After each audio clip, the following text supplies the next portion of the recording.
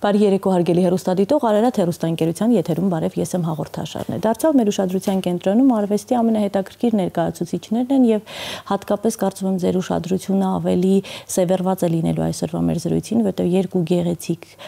երաժիշտներ, երկու վառ անհատականություններ, ովքեր իրենց իվերուստ հատկացված հարթակում ամբողջովին կարողանում են դրսևորվել։ Չչարաշահեմ ձեր համբերությունը եւ սիրով ներկայացնում եմ այսօրվա հյուրերին Արամ Խաչատրյանի տուն-թանգարանի տնօրեն, Արամ Խաչատրյանի եռյակի դաշնակահար, Երևանի Կոմիտասի անվան պետական կոնսերվատորիայի պրոֆեսոր, բազմաթիվ միջազգային դաշնամուրային մրցույթների դափնեկիր Արմինե Գրիգորյան, բարի երեկո։ Եվ նրա անկրկնելի դուստրը, ով ընտրել է մոր ճանապարհը եւ պատվով է կրում այդ ծանր եւ հետաքրքիր բեռը, այսօր իր գործունեությունը հիմնականում ծավալում է արտերկրում եւ բարձր է պահում հայ կատարողական դպրոցի չափանիշներն ու պատիվը, Սոնա Բարսեղյան, բարի երեկո։ Շնորհակալ եմ հրավերն ընդունելու համար եւ երեկոն մեզ հետ կիսելու համար։ Ուզեմ հասկանալ, որքանով է հեշտ երկու երաժիշտների, ովքեր արդեն կայացած են իրենց մտածողության մեջ իբրև երաժիշտներ, մեկ տան մեջ ապրել։ Հասկանում եմ, որ վերջին տարիներին իհարկե այդքան էլ մեկ տուն չէ, որովհետև երկրները, որտեղ դրսևորվում է կայել են, բայց ամեն դեպքում պարբերաբար հանդիպումների ժամանակ մտածողությունների որպես երաժիշտներ բախումներ հաճախ են լինում, թե ոչ։ Ես սկսեմ, թե դու սկսիր։ Արդեն պարզ է, որ դիջողականություն լինում է։ Ապայլան, առանց դիջողականության ընդհանրապես ոչ մի գործում չես կարող առաջ գնալ։ Առաջին հերթին ուզում եմ շնորհակալություն հայտնել հրավերի համար եւ շատ ուրախ եմ, որ այս երեկո հնարավորություն ունեմ ամբողջ երեկո ցանկություններ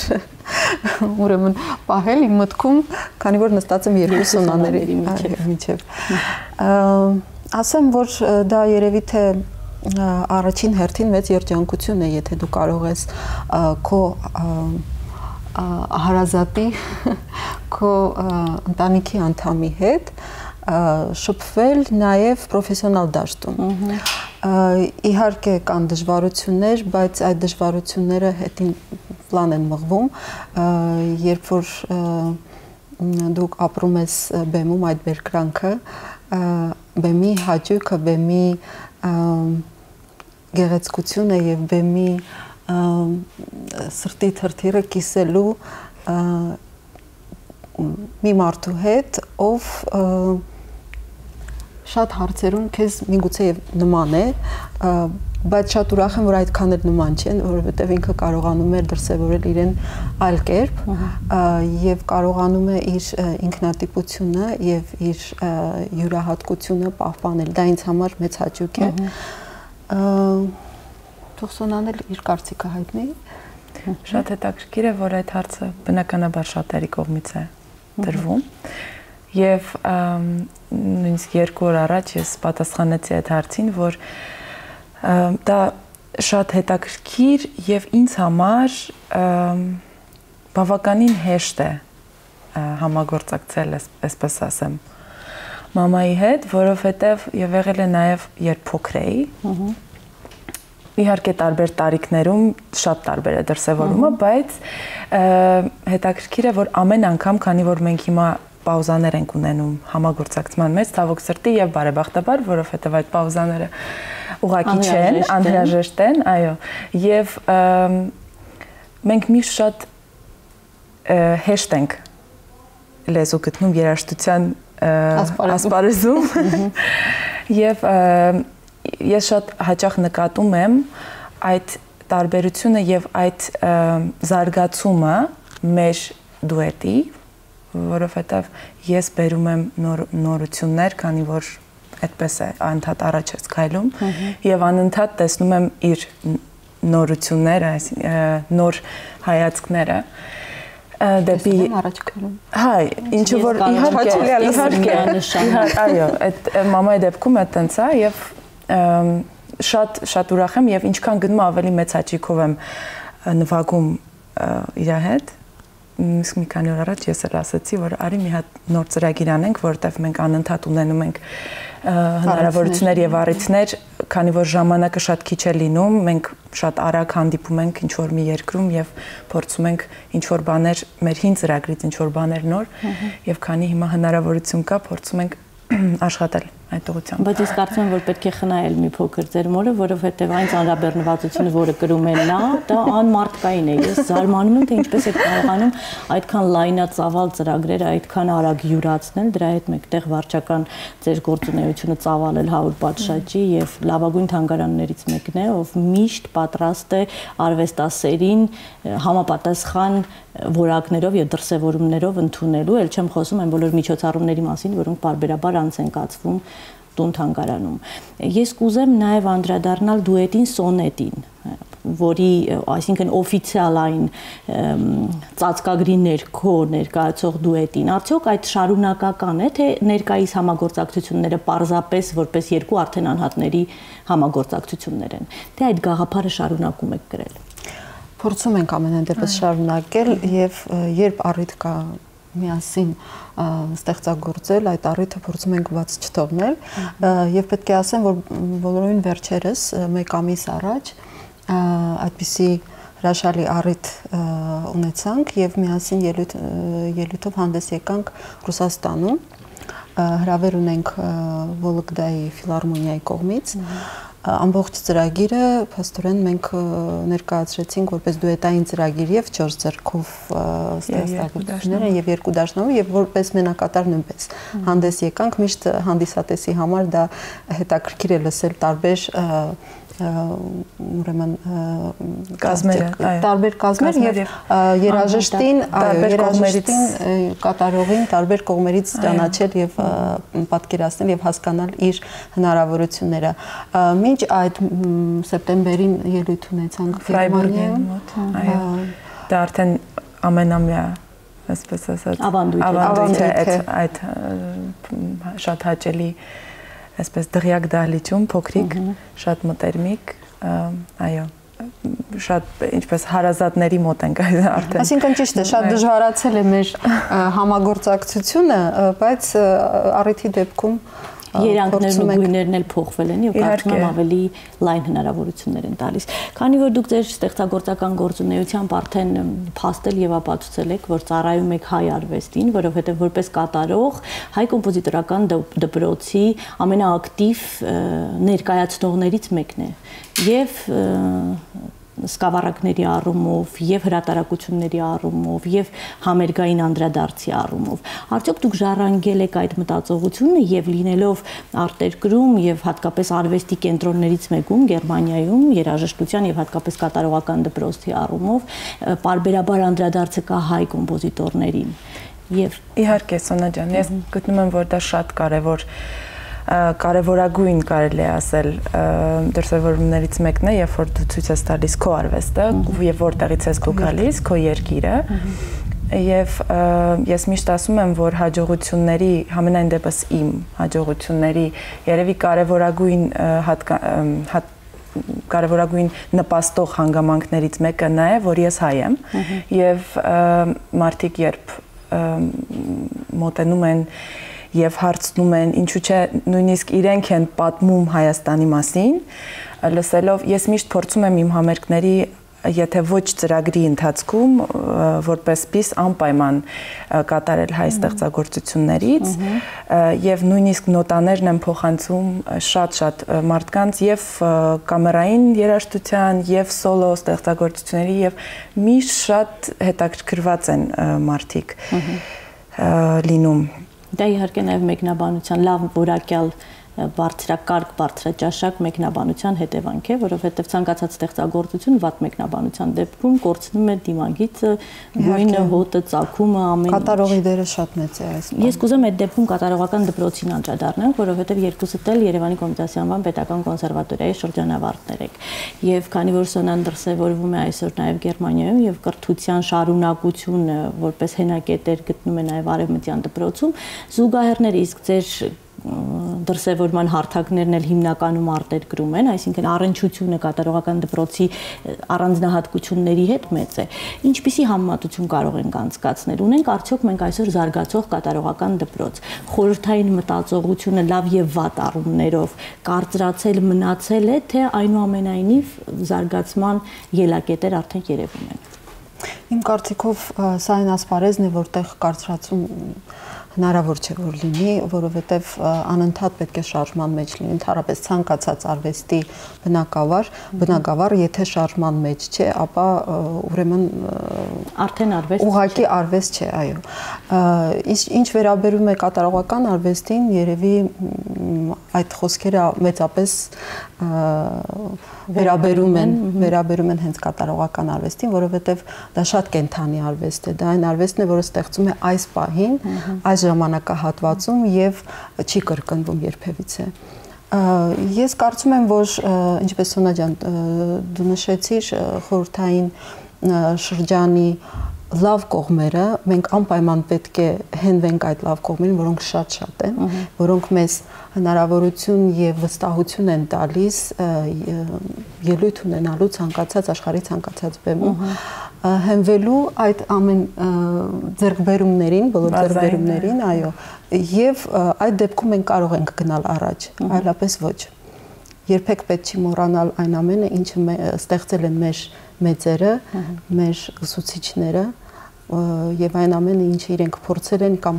ստացվել է կամ ոչ, բայց իրենք փորձել են փոխանցել մյուս սերունդներին եւ պետք է ամեն ինչ անել, որ այդ շարունակական բնույթ կրի,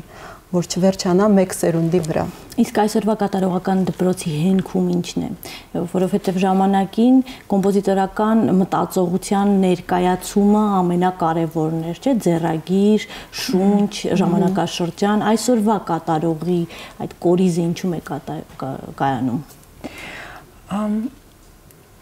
Ես կարծում եմ, որ ամենայն դեպս երբ հետևում եմ մեր կատարողներին, այսինքն այս կողմից դուրս եկած, ես շատ գնահատում եմ եւ շատ կարևորում եմ ինդիվիդուալիզմը, որը որ միշտ ես նկատում եմ ավելի շատ այս կողմի մարդկանց մոտ, քան Եվրոպայի կամ թեկուզ եւ Ամերիկայի կատարողների, այո, արևմտյան կողմի, որը որ իմ կարծիքով հիմա դա շատ է պակասում, որովհետև ես նկատում եմ ավելի շատ ցուցադրական երաժշտականություն եւ ավելի շատ շոուն, որը որ լավ իմաստով շոուն դա շատ կարևոր բան է, այ հանգամանք է, բայց ինչ որ չափերից դուրս արդեն հատուկ տարբերվելու ինչ որ նպատակներ եւ այլն, որը որ մեր մոտ ավելի քիչ եմ նկատում եւ կարծում եմ դա շատ կարևորագույն փաստ է, երևի թե ամենակարևորը։ Ընդհանրապես բեմը, ես միշտ բեմը համեմատում եմ, եթե կոպիտ ասենք, ռենտգենի հետ, եթե մարդը դուրս է գալիս բեմ, նա չի կարող ոչինչ թաքցնել բեմում, եւ եթե ընդհանրապես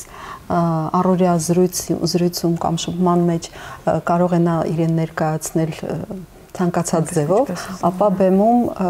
ոչինչ թաքցնել հնարավոր չէ։ Իսկ եթե դու բեմում ես նաև երաժշտական գործիքի հետ եւ նաև ներկայացնում ես որևիցե երաժշտական գլուխ գործոց, ապա բոլոր քո դրական եւ բացասական կողմերը շատ բացահայտ են գալիս, այո, երևում են։ Ես կուզեմ տեղափոխվենք Արամ Խաչատրյանի տուն-թանգարան եւ կուզեմ հասկանալ այն, որ դա մեծ արժեք է ձեզ համար ներկայացնում եւ այն, որ դուք իսկապես ծառայում եք այդ թանգարանին, դա ակներև է, նշեցի նաեւ խոզրույցի սկզբում։ Ինձ հետաքրքիր է Սոնայի ձևավորման հարցում ինչպիսի դեր է խաղացել այդ թանգարանը, որովհետեւ թե ճարտարապետության առումով եւ թե այն խորհուրդով, որն այն կրում է, այո, մթնոլորտով, այն իսկապես կարծում եմ այդ արվեստի հեքիաթային աշխարհի հնարավորությունը տալիս է։ Իհարկե, ես շատ կարող եմ ասել երջանիկ եմ ինձ զգում, քանի որ վերջին բավականին իմ կյանքի երևի թե կեսից շատ մի քիչ 12 տարի, այո։ Մեծ հնարավորություն եմ ունեցել շատ հաճախ լինելու այդ թանգարանում առաջին, այսինքն այդ մթնոլորտը տեսնելու, շնչելու եւ ծանոթանալու ավելի մոտիկից Արամ Իլիչի արվեստին, որը որ նաեւ նույնպես շատ կարեւոր է եւ նաեւ ստեղծագործելու այնտեղ համերգների առումով ավելի մասնակցելու, այո, միջև իմ Գերմանիա գնալը շատ հաճախ դա շատ հաստատ ինչ որ մեծ հետք է թողել, ես չեմ կարող այդպես բնորոշել կոնկրետ ինչ, բայց բնականաբար այդպես է եղել։ Հնարավոր չէ չթողնի իհարկե։ Այո, ամենաոգեշնչող հատվածը այդ կառույցի ձեզ համար որն է, օրինակ իմ դասախոսը Իգոր Մարտինովիչը ինձ պատմում էր, որ երբ Մոցարտի տուն-թանգարանում է եղել, նա Մոցարտի սիրահար է, բայց այդ տուն-թանգարանում լինելով արդեն պետք է դուրս գար, ոլորաձև աստիճաններ կան այդտեղ, որոնք երկաթից են եւ եթե կոշիկները մի փոքր ծանր են, ձայնը բավականին արտահայտված է։ Ասում եմ, ես բավականին ոչ թե հիասթափված, այլ տպավորված չէի դուրս գալիս, որովհետև այն վերաբերմունք, այն ակնածանքը, որ ունեի ես Մոցարտի նկատմամբ, ես չկարողացա այդ կառույցում ստանալ։ Եվ միայն այդ աստիճանները իջնելու պահին, երբ նա ուղղակի լսել է Մոցարտի կոշիկների այդ ակտիվ ձայնը, որովհետև նա իր տեսակով շատ առույգ էր, եւ այդ փոքրամարմնությունը եւ այդ էմոցիաների տարափը պատկերացրել եւ զգացել է, մի անգամից ամբողջ թանգարանը կենթանացել է եւ այդ շունչը Մոցարտյանն նա սկսել է զգալ։ Այնց հետաքրքիր է այս թանգարանի այդ գողտրիկ շունչը ինչն է ձեզ համար։ Ինձ համար իհարկե առաջին հերթին դա հուշային մասն է, այսինքն այն տունը, որի հիման վրա կառուցվել է ամբողջ թանգարանը, այդ տունը, որտեղ մենք փորձում ենք պահպանել այդ մթնոլորտը, իր շունչը, իր ներկայությունը, կարելի է այդպես ասել, այն առարկաների, այն նյութերի միջոցով, որոնք այնտեղ ցուցադրվում են, եւ ընդհանրապես այդ հուշային մասից այդ մթնոլորտը եւ այդ շունչը փորձում ենք տարածել ամբողջ թանգարանով եւ որ այն հնչի եւ Երևա նաեւ եւ համերգային սրահում եւ ցուցասրահներում եւ ընդհանրապես ողջ տարածքում նաեւ այդ գողտրիկ փոքրիկ այգում որտեղ իր ձեռքով տնկված ընկուզենին է մինչ այսօր ուրախացնում եւ հիացնում բոլոր հյուրերին Իր կենթանության օրոք միայն առաջին հարկն է, չէ՞, որքան գիտեմ եղել։ Միայն հուշային մասն է եղել, բնականաբար։ Ամբողջ թանգարանային մասը կառուցվել է արդեն հիմնվել է 76 թվականին եւ կառուցվել բացվել է այցելուների համար 1984 թվականից։ Բայց ես միշտ կրկնում եմ, որ Արամ Իլիչը այն եզակի երջանիկ մարդկանցից է եղել, ում դեռ կյանքի օրոք արդեն որոշումը ընդունվել է, որ պետք է կառուցվի իր տուն-թանգարանը եւ նա հնարավորություն է ունեցել նաև ծանոթանալու հատակագծին, այո, հատակագծին, Մարկ Գրիգորյանի, չէ՞։ Մարկ Գրիգորյանը տան հեղինակն է, այսինքն հուշատան հեղինակն է, իսկ թանգարանի հեղինակը արդեն ճարտարապետ Ալթունյանն է եղել։ Եվ նա կարողացել է նաև իր ցանկությունները, իր խորհուրդները թողնել այդ հատակագծի առաջին էջի վրա եւ այդ հատակագիծը իր թանկագին այսպես ձեռագրի եւ խորհուրդների հետ միասին դարձել է թանգարանի արխիվի, թանգարանի ֆոնդի առաջին եւ շատ կարեւորագույն նմուշներից մեկը է։ Ես իսկապես ինքս էլ շատ սիրում եմ այդ թանգարանը եւ մի տեսակ խաղաղություն կա այդ թանգարանում վերաբերմունք ոչ թե դու, այլ դուք եւ աշխատակազմը եւ այդ, չգիտեմ, մեծ արանքը շատ ակնհայտ է, զգացվում է, օդում տարածված է, թևածում է այդ շենքում։ Գիտեք, հետաքրքիր բան ասեմ, բնականաբար շատ մեծաքանակ թվով երեխաներ են նաեւ մտնում թանգարան եւ դա շատ ուրախալի է եւ երբեք կարիք չի լինում երեխաներին որովհետեւ նկատողություն անել, ինչպես ընդունված է թանգարան մտնելիս ծնողները եւ ուսուցիչները սովորաբար սաստում են, չնայած ես դեմ եմ դրան, որովհետեւ երեխաները պետք է իրենց զգան բնական մթնոլորտում, բայց դրա կարիքը չի լինում եւ մի անգամ երբ երեխաներից մեկին հարցրեցին երբ նա շեմից մտավ թանգարան հարցրեցին գիտես թե ուր ես մտել փոքրիկ երևի 7-8 տարեկան երեխա էր ասեց գիտեմ եկեղեցի շատ դուր եկավ պատասխանը այսինքն մթնոլորտի ազդեցություն երեխաները շատ անկեղծ են եւ անմիջական այդ պահին ինչ որ մտածեց դա էլ ասեց շատ գեղեցիկ էր ես կուզեմ անդրադառնանք ինձ համար մի կարևորագույն փաստի որին բախվեցի ձեր կենսագրությունը ուսումնասիրելիս նվագակցության փառատոնի մասին որը կարծես թե 2000 Առաջին անգամ այո, առաջին անգամ 2005 թվականին եք ներկայացրել։ Նվագակցության մշակույթը ես կարծում եմ, որ դա հենքերից մեկն է երաժիշտների եւ վերաբերմունքը հասարակության եւ մյուս երաժիշտների, ովքեր համագործակցության եզր են ունենում նվագակցողի հետ, նույնպես շատ կարեւոր է եւ այս մտածողությունը ձևավորել եւ զարգացնելու կարիքը ես կարծում եմ, որ հիմա էլ ունենք, որովհետեւ բարբերաբար լինելով հանդիսավար մի շարք ակադեմիական համերգների, նկատում եմ, որ շատ հաճախ երաժիշտները անտեսում են նվագակցողին եւ հարկադրված որպես հանդիսավար եւ լինելով երաժիշտ հասկանալով այդ կարեւորությունը, որ աշխատանքի 50%-ը պատասխանատվությունը, եթե ոչ ավելին, նվագակցողի վրա է։ Ինչպես ստացվեց, դուք հասկացաք, որ այդ բացը այսօր մեր երաժշտական միջավայրում կա եւ անհրաժեշտությունը կա կարեւորելու այդ մշակույթը։ Առաջինը ասեմ, որ ինչքան կարևոր որ հանդիսավարը լինի պրոֆեսիոնալ եւ նկատի այդ բոլոր նորությունները։ Պետք է ասեմ, որ այս տարիների ընթացքում բավականին փոխվել է իհարկե վերաբերմունքը, այդ բաց ավելի նկատելի էր այն տարիներին, երբ ես էի ուսանում դպրոցում, այնուհետև կոնսերվատորիայում, եւ ընդհանրապես այսպիսի մի մոտեցում կար դաշնակահարների շրջանակներում, որ դաշնակահարը պետք է անպայման լինի մենակատար եւ այլևս ոչինչ պետք չէ։ Եվ եթե դաշնակահարը զբաղվում էր նաև նվագակցությամբ կամ կամերային անսամբլներում էր նվագում, դա մի փոքր որակապես իջեցում էր։ Այո, մի փոքր այլ կերպ էր դիտվում, եւ ես շատ ուրախ եմ, որ շատ է փոխվել իհարկե այդ վերաբերմունքը եւ այժմ բոլոր այն դաշնակահարները, որոնք ձգտում են նաև որպես մենակատար հանդես գալու, անպայման իրենց նվագացանկում ընդգրկում են նաև կամերային ստեղծագործություններ, դա ընդհանրապես արևմուտքում դա միշտ ընդունված բան է եղել։ Արհեստավարժության նշանակություն։ Իհարկե, սակայն 2000-ական թվականների սկզբին, եթե այդպես կարելի ասել, դեռ նկատելի էր այդ բացը եւ դա առաջին թե երկրորդ տարին էր, երբ ես եկա թանգարան եւ մի փոքր իմ գործունեության ասպարեզը ավելի ընդլայնվեց եւ հնարավորություններս ավելի այսպես տարածվեցին եւ այդ իղձը ես կարողացա իրականացնել, իհարկե ոչ մենակ, այլ կոնսերվատորիայի մի շարք դասախոսների իրենց նվագակցության արվեստի ամբիոնի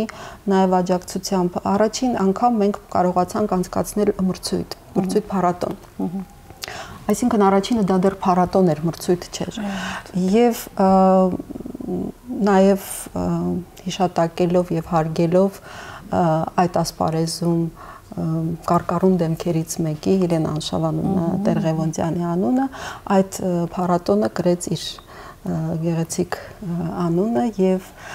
նաև հնարավորություն եղավ իրեն ներկայացնել նոր սերունդին, այդ սերունդից շատ-շատերը ցավոք սրտի արդեն չգիտեին այդ անունը։ Եվ այնուհետև այդ էստաֆետան անցավ կոնսերվատորիային եւ պարբերաբար արդեն հանրապետական մասշտաբով մրցույթ է անցկացվում նվագակցության արվեստի, Սոնան այդ մրցույթներից կարծեմ առաջինի թե երկրորդի առաջին մրցանակակիրը նաև դարձավ եւ ես շատ ուրախ եմ, որ հիմա փոխվել է իհարկե շատ վերաբերմունքը, բայց պետք է անընդհատ աշխատել հատողությամբ։ Ես հիշում եմ Շաքե Արամովնա Չավուշյանի խոսքերը, ով իմ ուսուցչուհին էր Չայկովսկու անվանում, նաև Սոնայի ուսուցչուհին էր, նա միշտ ասում էր նվագակցողը կարող է մենակատարին բարձրացնել շատ վերև եւ կարող է գցել շատ վերև, այսինքն նվագակցողի ձեռքում իհարկե շատ բան կա։ Գործիքը, զենքը իր ձեռքերում է։ Իհարկե։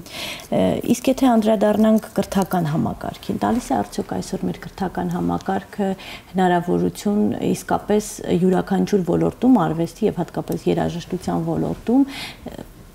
ուժեղ մասնագետների ձևավորմանը եւ բազմակողմանի։ Կրկին երևի անդրադառնանք անհատների թեմային, որովհետև կրկին անհատների դերը այստեղ շատ մեծ է եւ միշտ է այդպես իհարկե եղել, բայց այսօր շատ ավելի մեծացել է այդ դերը, որովհետև հիմա անընդհատ մենք այնպիսի ժամանակահատվածում ենք ապրում, որ համակարգներ են փոփոխվում, դա բացահայտ երևում է նաեւ մեր ասպարեզում եւ անհատների դերը այս պահին անգնահատելի է ուղղակի եւ եթե ուղղակի նստել եւ սպասել թե համակարգը հնարավորություն կտա որ ճիշտ ուղղությամբ ամեն ինչ կորս որովհետեւ տարիները անցնում են եւ այդ բացը այնուհետեւ շատ դժվար կլինի լրացնել իսկ արևմուտքում կա այդ համակարգված մոտեցումը ծեսոնա արտիստ ձևավորելու հարցում իհարկե տարբեր շատ չէ բայց դե տարբեր է չի կարող նման լինել ես կարևորում եմ նաև արևմուտքում մի բան, որը երբ կատարողին տալիս են ինչ որ երբ արդեն մարդը պրոֆեսիոնալ է եւ այլն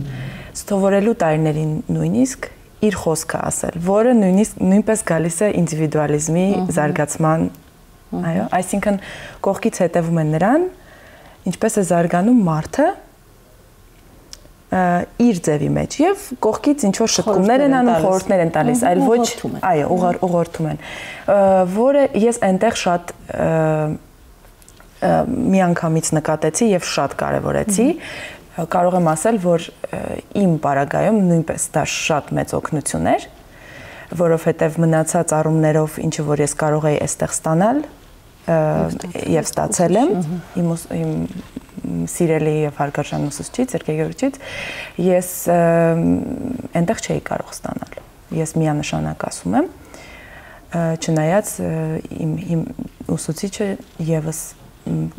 շատ լավ կատարող է եւ գործող դաշնակահարի է եւ այլն։ Այո, իհարկե այդ շատ կարեւոր է եւ այնտեղ ես դա եմ նկատել, որը որ միանգամից տարբերել եմ եւ դրա համար նշում եմ այդ փաստը։ Ու կարծում եմ հենց դա էլ տալիս է հնարավորություն առավել վստահ լինել, որովհետեւ սեփական մտածողություն եւ տեսակետ է ձևավորվում։ Իհարկե։ Արևմուտքում նաև մի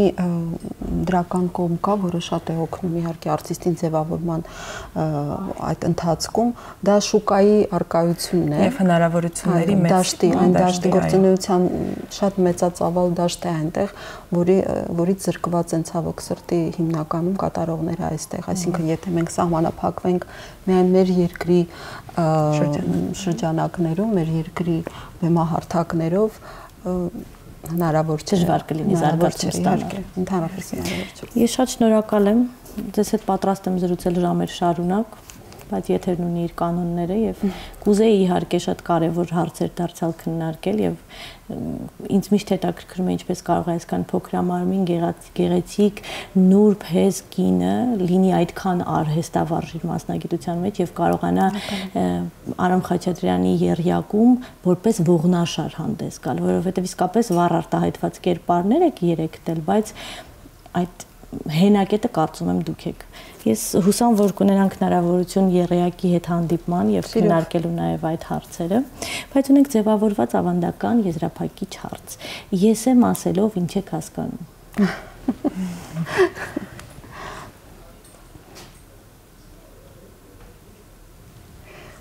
Ես այն անցած ճանապարհը, որը ես անցել եմ, այն բոլոր զգացմունքները, այն բոլոր իրադարձությունները, այն բոլոր պահերը լավ թե վատ, որոնք ապրել եմ, վերապրել եմ,